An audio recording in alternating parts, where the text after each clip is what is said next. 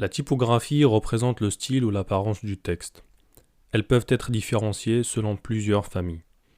Dans un certain sens, chaque police a son propre langage. Elles ont toutes quelque chose à dire au-delà des mots sur vos diapositives. Elles peuvent être tout aussi bien décontractées ou neutres, graphiques ou exotiques. C'est pour cela qu'il est important de penser à votre message et de prendre la police qui s'y adapte le mieux. Les deux familles qui regroupent le plus de polices et que vous utilisez par défaut dans les éditeurs de texte sont les sérifs et les sans sérifs. Qu'est-ce qui différencie les deux? Ce sont les empattements, ou si vous voulez les petits traits attachés aux parties principales de la lettre. À l'origine, ce sont des traces laissées par la plume ou le pinceau. Les polices sérifs s'utilisent dans les textes lents et assurent une certaine lisibilité sur papier. Les empattements permettent d'aligner les lignes de base du texte et donc faciliter la lecture. Vous remarquerez que la majorité des livres sont imprimés avec des typographies sérifs. Elles sont classiques et apportent une sensation de maturité. Parmi ces polices, vous trouverez Times New Roman, Georgia, Century et autres. Les polices sans sérif ou linéales, donc sans empattement, sont considérées plus propres et plus modernes.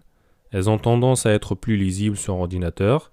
Cette famille de polices est parfaite pour un site web, un document commercial, une présentation PowerPoint, un blog, etc.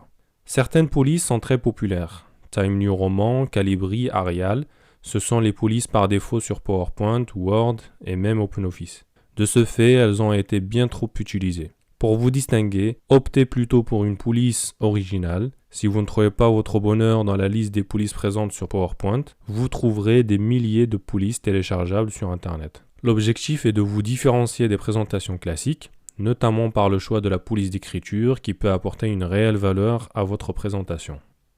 Dans la conception de vos diapositives, comme pour les couleurs, vous allez sélectionner jusqu'à 2 polices différentes. Pas plus, sinon ça crée la confusion. Vous devez vous assurer que ces polices sont complémentaires. Ici, dans cet exemple, nous remarquons que le titre et le paragraphe ont la même police d'écriture. Il n'y a pas d'erreur à le faire, cependant cela risque d'être ennuyeux.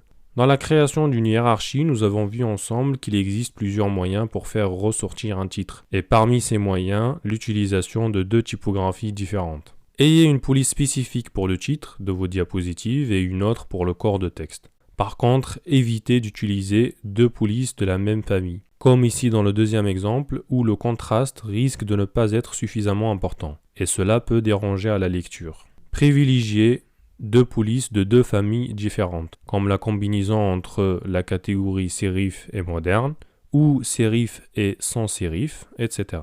Mais gardez toujours la même combinaison dans toutes les diapositives de votre présentation.